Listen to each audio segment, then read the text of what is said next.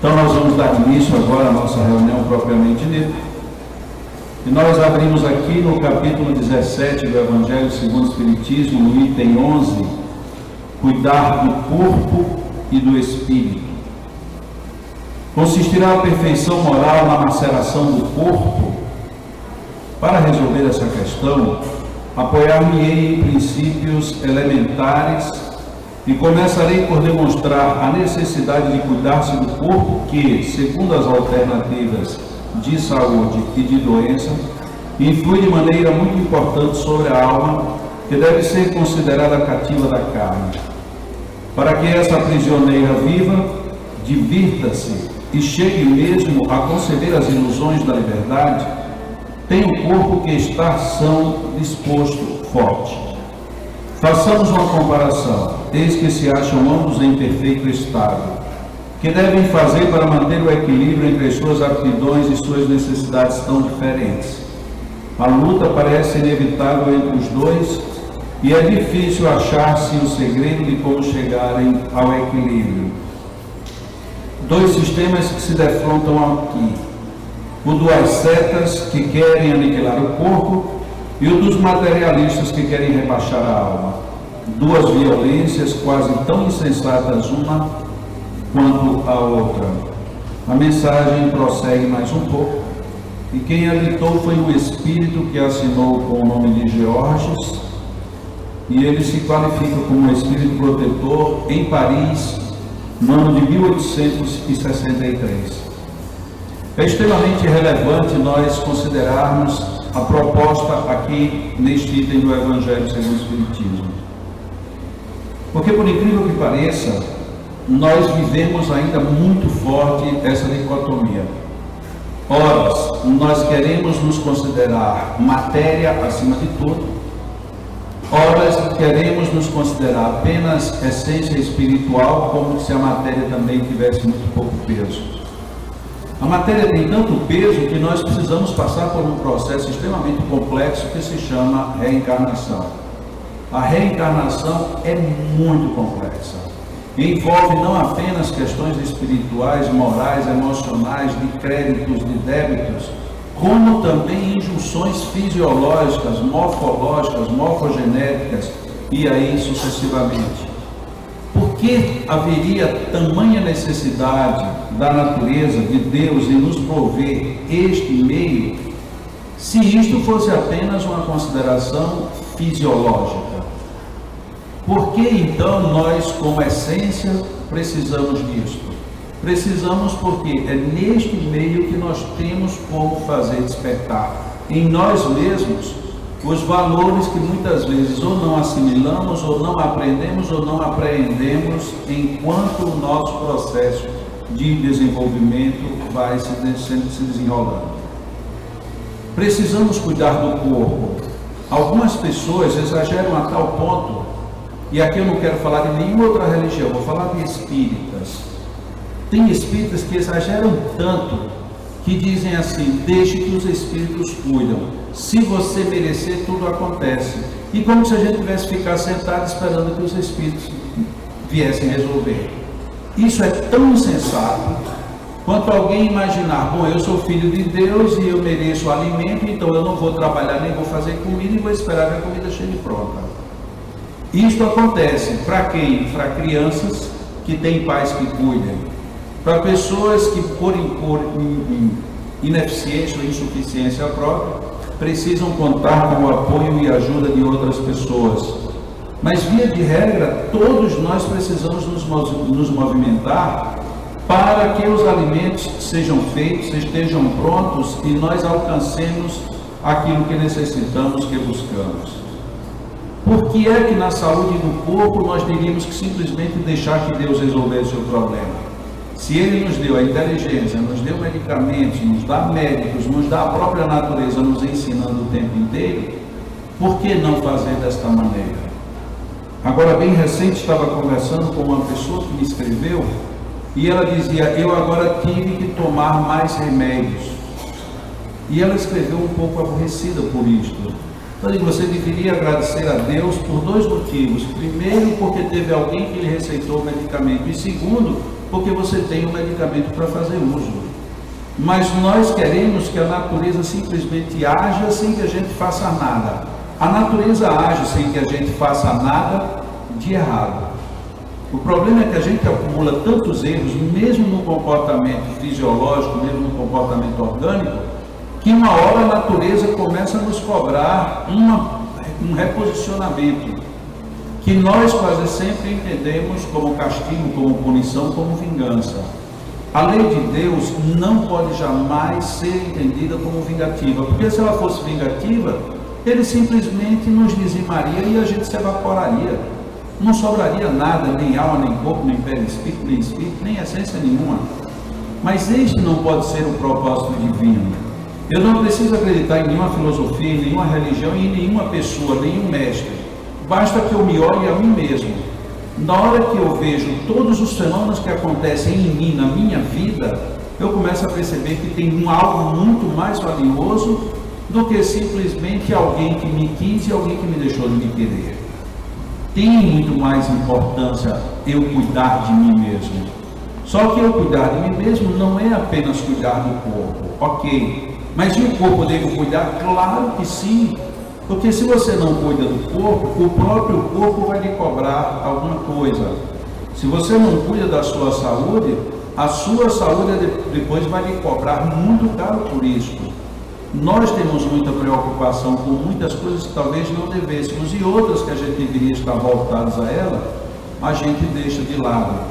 Tem tantas pessoas que, por exemplo, se preocupam muito em disfarçar a si mesmo, ou tentar isto, através de adornos, e se esquecem de que à mesa precisariam moderar esse menos, esse mais, esse eu me readapto, esse daqui eu deixo para depois.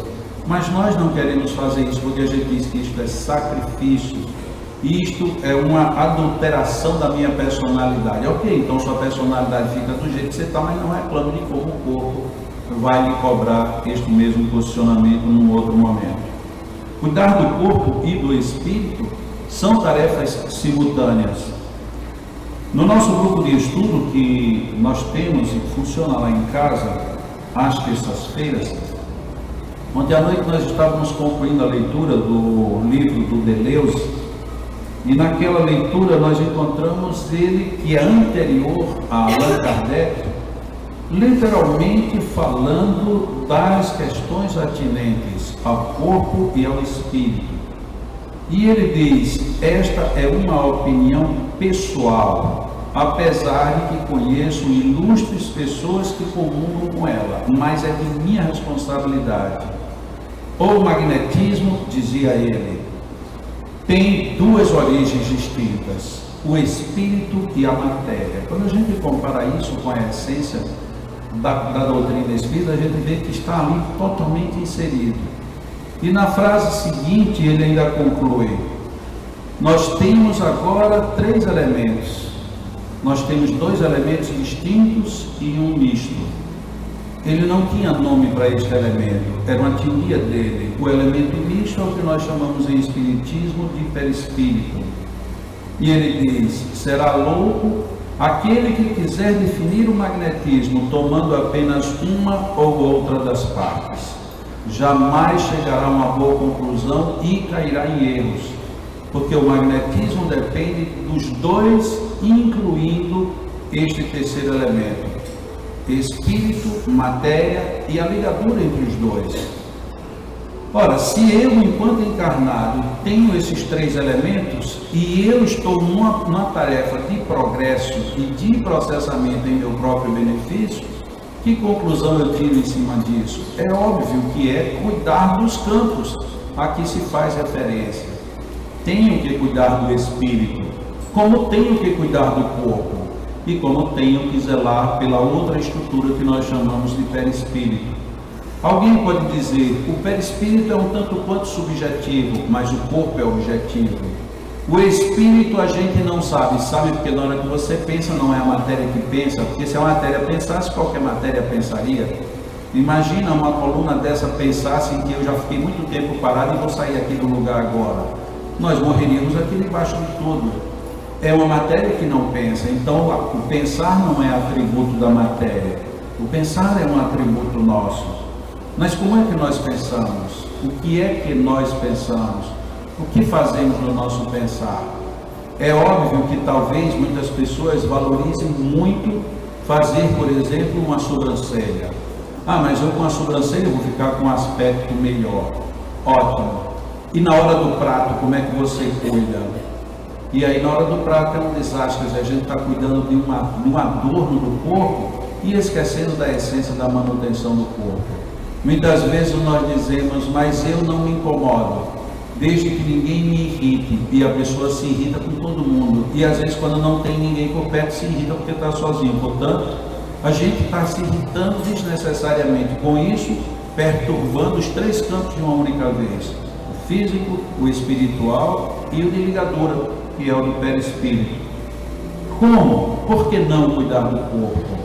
Jesus, algumas pessoas, e novamente eu vou centrar o foco nos espíritas, algumas pessoas acham que, por exemplo, um trabalho como este que nós desenvolvemos aqui na quarta-feira pela manhã, é um trabalho que é um desvio do objetivo da doutrina espírita, porque não é objetivo da doutrina espírita cuidar de corpos. Primeiro, que nós não cuidamos de corpos, aqui nós cuidamos de pessoas. Segundo, ainda que fosse de corpos, nós estaríamos dentro do contexto do Evangelho, cuidar do corpo e do espírito. Terceiro, nós nos orientamos pelo Evangelho de Jesus. E não existe nenhum grande mestre, nenhum grande sábio que tenha atuado enquanto encarnado no campo da cura com tamanha magnitude, intensidade e constância como Jesus. Ora, se as curas elas fossem de fato desnecessárias, despropositadas, inconvenientes, o primeiro grande exemplo negativo seria o próprio Jesus.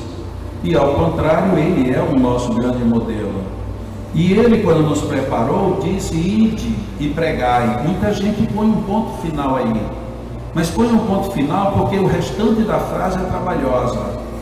Ide e pregai, curai, limpai, expulsai, fazei em meu nome. E logo em seguida ele anexa um ponto que parece que torna tudo mais desconfortável ainda: jejuai. E jejuar de quê? Em que sentido? Qual a grande proposta de Jesus para jejuar? Jejuar para que a gente tenha um corpo saudável.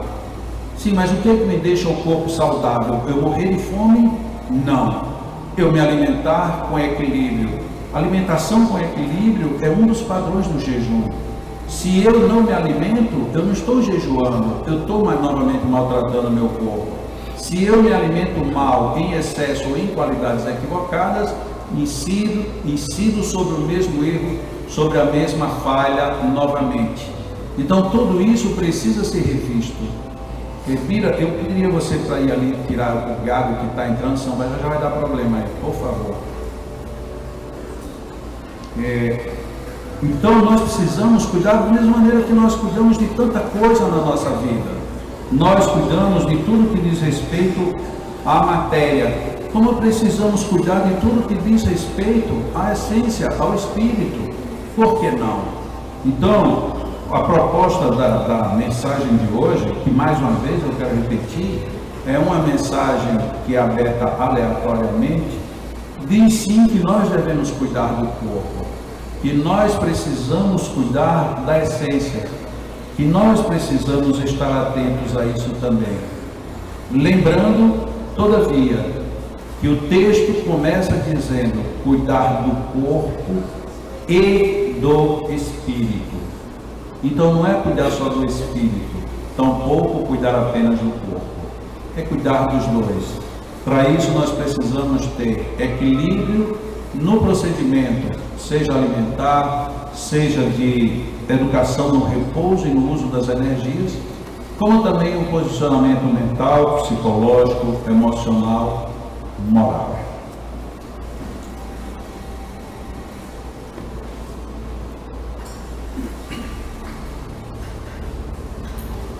Nós vamos fazer agora o segundo momento dessa nossa parte inicial. Nós vamos procurar nos posicionar nas cadeiras da maneira mais confortável, evitando contrações, evitando sobrepesos, evitando posições que às vezes aparentam serem confortáveis, mas que estão gerando pontos de conflitos e atritos, seja na coluna, seja na base da coluna, seja na curvatura do pescoço. Procuremos ficar relaxados, mas numa posição em que o corpo todo sinta-se confortável. Quando às vezes recomendamos que as pessoas evitem estarem de pernas cruzadas ou de braços cruzados, estamos com isso apenas querendo que seja favorecido a descontração muscular, o evitar o sobrepeso e, sobretudo, para que nós relaxemos. Porque quanto melhor relaxados estivermos, com mais eficiência, todos os fluidos e todas as energias circularão por nosso corpo. E como acabamos de refletir, já que aqui estamos para cuidar também do nosso corpo, este primeiro momento já passa a ser muito interessante. Deixemos o nosso corpo bem relaxado, bem equilibrado, para assim buscarmos a melhor harmonia, para que nele fluam as boas energias que o saturarão de zonas de reajuste, de zonas de equilíbrio. Posto o corpo dentro deste padrão que buscamos de equilíbrio,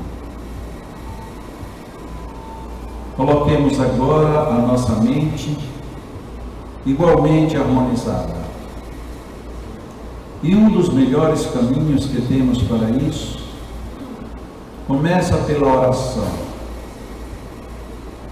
Não necessariamente aquela que nós conhecemos por sequência, não necessariamente uma que obedeça a qualquer fórmula, mas a oração no sentido da busca e da entrega, do ser espiritual que somos, com a natureza que nos envolve. Imaginemos-nos em expansão. Sabemos que, enquanto encarnados, estamos contidos por este corpo. Procuremos nos expandir não na direção do crescimento, mas no sentido da absorção de todas as energias que estão e estarão aqui ao nosso dispor. Imaginemos uma semente que um dia plantamos ou observamos o seu início de desenvolvimento. E vamos procurar mentalmente fazer este exercício. A semente começa a romper o seu casulo, saindo de sua casca. E aqueles primeiros brotos, que de futuro serão raízes e troncos, começam a se espraiar, primeiro no subsolo em que está contida, mas logo começa a romper o solo e cresce em direção ao espaço. Imaginemos-nos como esta semente. No momento em que aqui estamos, procuramos progressivamente romper o casulo que nos contém e vamos descobrir toda a grandiosidade do mundo claro que está acima de onde estávamos plantados. E como uma árvore frondosa, acompanhemos seu crescimento. Aqueles galhos frágeis vão se encorpando, se transformando num caule, num tronco de grandes proporções. E nós vamos nos expandindo como a grande copa dessa árvore, que começou por uma pequena semente. Nós somos como estas árvores.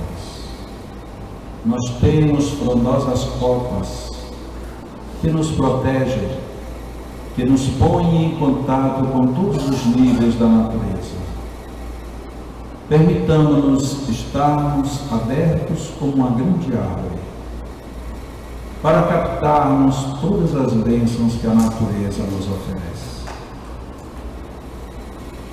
Inspiremos profundamente, retenhamos um pouco o ar nos pulmões e liberemos o ar tranquilamente.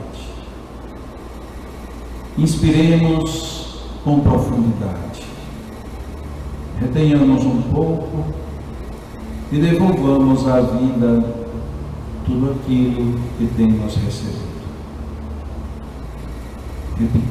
Repitamos algumas vezes a nossa respiração tranquila, porém profunda, enquanto mentalmente estamos nos sentindo como criaturas em amplidão, como seres que podemos agora observar a natureza, recebendo-lhe as bênçãos de todos os lados, envolvendo-nos em todas as direções. Continuemos inspirando profundamente,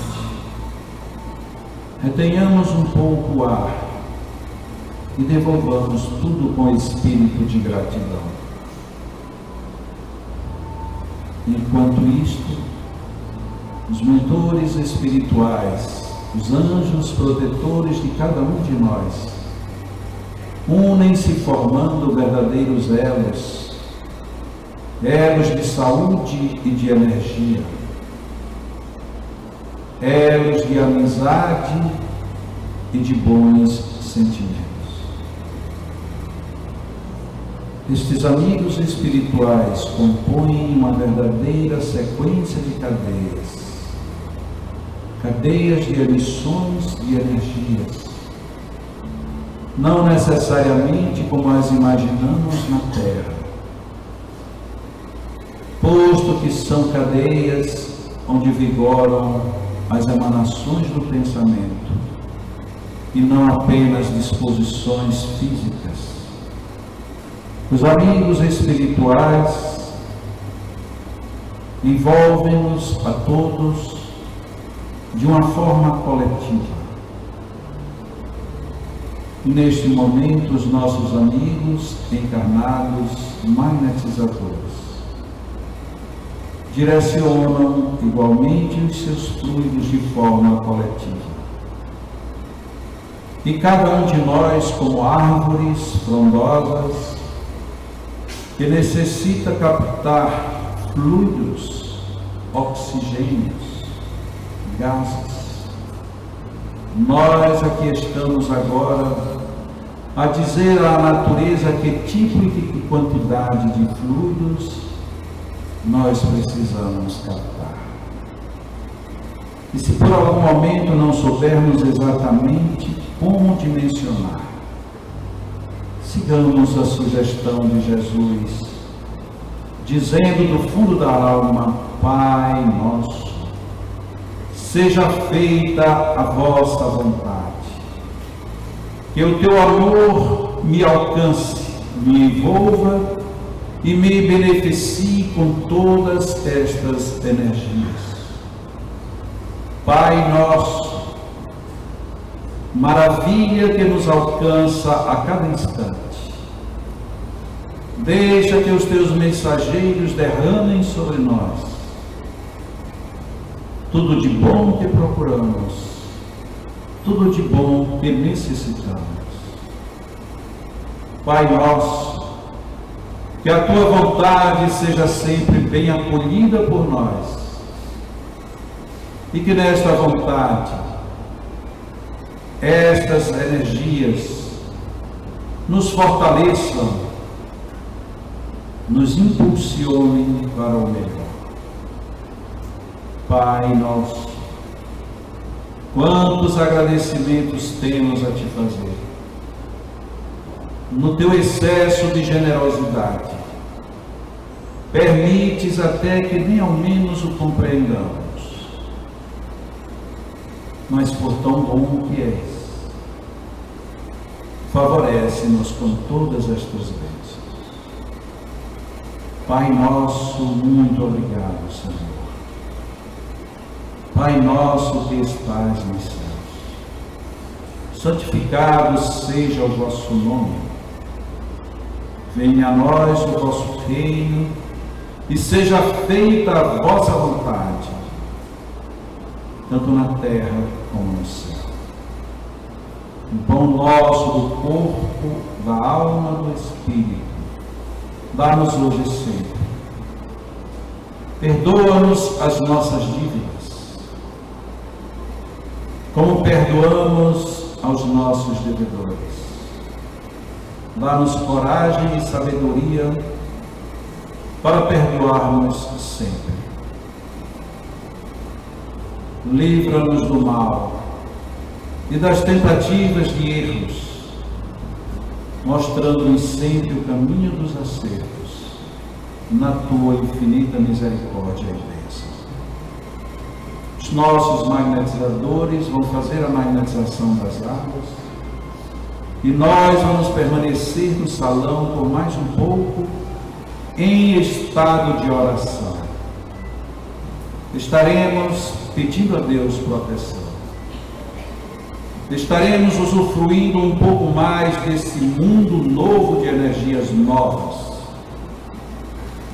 A cada vez que inspirarmos profundamente e expirarmos com gratidão, mais estabilidade estas energias encontrarão em nós mesmos e nos fortaleceremos como assim tanto desejamos. Permaneçamos em oração e em silêncio até que a magnetização das águas tenha sido concluída, pelo menos até lá.